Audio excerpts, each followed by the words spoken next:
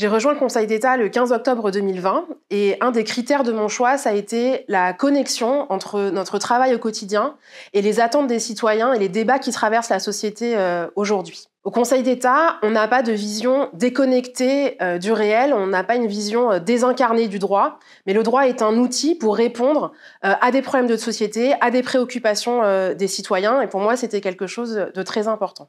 Le Conseil d'État est une institution qui est en prise directe avec les sujets d'actualité, avec des sujets qui sont au cœur des préoccupations de nos concitoyens.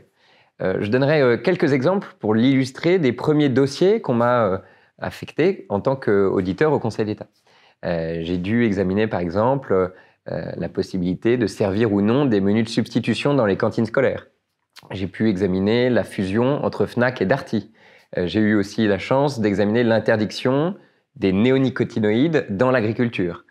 En section consultative, au sein de la section de l'intérieur, j'ai eu la chance de travailler sur un projet de loi relatif au renseignement, mais aussi sur un projet de décret relatif au droit de vote par correspondance des personnes détenues. On nous laisse le temps d'apprendre. C'est-à-dire que, à la fois, on vous confie des dossiers à fort enjeu qui vous permettent d'être plongé dans le bain et d'apprendre face à la complexité, mais on vous laisse aussi le temps, on vous accompagne. Par exemple, quand vous arrivez dans une chambre au contentieux, on vous affecte un mentor qui va vous accompagner dans vos premiers pas avec vos premiers litiges, parce qu'au début, on ne sait pas trop bien quoi en faire. Ici, toutes les décisions importantes sont prises dans un cadre collégial, en séance d'instruction, en délibéré, dans des réunions de travail avec ses collègues. Et je crois qu'on en sort avec la conviction que l'on affronte les problèmes les plus complexes, les dossiers les plus difficiles, quand toutes les opinions ont pu s'exprimer, quand la collégialité a joué son rôle, et c'est ce qui nous permet d'aboutir à la meilleure solution. Et je crois que c'est une compétence, une qualité que l'on retiendra, y compris après, au sein d'une carrière dans l'administration. En un an, on m'a déjà confié des dossiers à fort enjeu, par exemple la réforme des études de médecine. Dans la maison, on fait confiance aux auditeurs en leur confiant des dossiers qui sont importants. Moi, je suis affectée dans une chambre du contentieux dans laquelle on traite d'éducation, d'enseignement supérieur, de licenciement, de disciplinaire des professions médicales, d'urbanisme commercial. Et en fait, aucun dossier ne ressemble à un autre. On n'est jamais dans une routine. Et à aucun moment, quand on ouvre un dossier, on se dit « Ah, c'est bon, j'ai déjà vu ça 100 fois ». Il n'y a pas d'ennui, il n'y a pas de routine. Et pour moi, au quotidien, c'est absolument majeur. Ici, on doit prendre position, prendre parti, participer à la discussion collective, mais toujours en proposant une solution et en développant une argumentation de nature à emporter la conviction de son auditoire. Moi, sur un de mes premiers dossiers, j'étais en désaccord avec ma chambre et ça ne m'a jamais été reproché. Et au contraire, une des premières choses que l'on m'a dites quand je suis arrivée, c'est que ce qu'on pourrait me reprocher, c'est de ne pas défendre mes idées et mes positions. Et cette indépendance-là, au quotidien, on la ressent vraiment et c'est extrêmement agréable.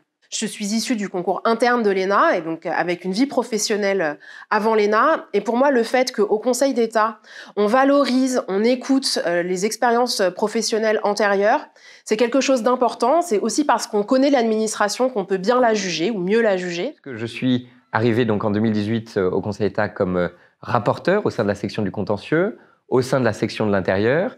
Dans ce cadre, j'ai réalisé notamment une mission qui avait été commandée par le Premier ministre au Conseil d'État, qui consistait à réfléchir au cadre dans lequel pouvaient s'exercer les expérimentations dans les politiques publiques. Puis je suis parti pendant 1 an au sein du ministère de la Santé et au sein du Centre interministériel de crise pour travailler sur la crise sanitaire, où j'ai pu notamment, à partir de mars 2021, travailler à la préparation du plan de déconfinement. Et puis je suis revenu, il y a quelques mois, au Conseil d'État pour exercer des fonctions de rapporteur à la section du contentieux et au sein de la section des travaux publics. Et je crois que ce parcours montre bien la diversité des carrières, des parcours que l'on peut avoir au Conseil d'État et cette possibilité qui est utilisée par beaucoup de ses membres de faire des allers-retours entre une carrière au sein du Conseil d'État, à la section du contentieux, dans une section consultative, à la section du rapport et des études, au sein du secrétariat général, mais aussi à l'extérieur de ces murs, au sein de l'administration.